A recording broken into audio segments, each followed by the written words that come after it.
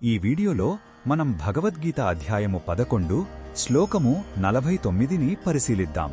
తన విశ్వరూపాన్ని చూసి భయంతో వణికిపోతున్న అర్జునుడిని శ్రీకృష్ణుడు ఈ శ్లోకంలో ప్రేమతో ఓదారుస్తున్నాడు. ఆ భయంకరమైన రూపాన్ని చూసి కలత చెందవద్దని, తిరిగి తన సౌమ్యమైన రూపాన్ని చూసి సంతోషించమని చెబుతున్నాడు. మొదటగా ఈ పవిత్ర శ్లోకాన్ని భక్తితో విందాం. మాతే వ్యథా మాచ విమూఢభావో దృష్ట్యా రూపం ఘోరమీదృంమమేదం వ్యపేతభీః ప్రీతమనాః పునస్త్వం తదేవ మే రూపమిదం ప్రపశ్య.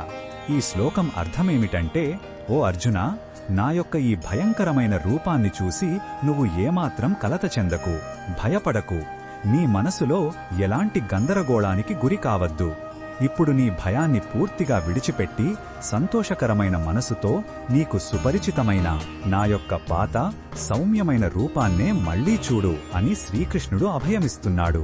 శ్లోకంలో ఉన్న భావం మనకు ఏమి చెబుతుందంటే, భగవంతుడు తన భక్తులపై చూపే అపారమైన కరుణ మరియు వాత్సల్యం ఇందులో కనిపిస్తుంది.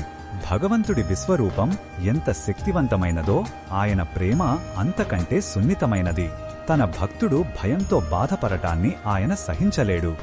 భక్తుడి మానసిక స్థితిని అర్థం చేసుకుని అతనికి సాంత్వన కలిగించే రూపంలోకి తిరిగి మారడమనేది దైవం యొక్క ప్రేమకు, కరుణకు గొప్ప నిదర్శనం.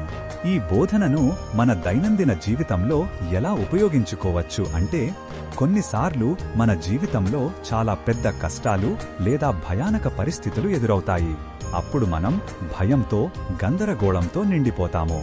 ఆ సమయంలో భగవంతుడి ఉగ్రరూపాన్ని చూసి భయపడకుండా ఆయన కరుణామయ రూపాన్ని తలచుకుని ధైర్యం తెచ్చుకోవాలి.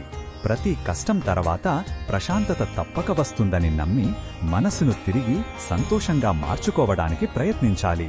మరిన్ని భగవద్గీత శ్లోకాల అర్థాన్ని తెలుసుకోవాలంటే మా తదుపరి వీడియోలను తప్పకుండా చూడండి.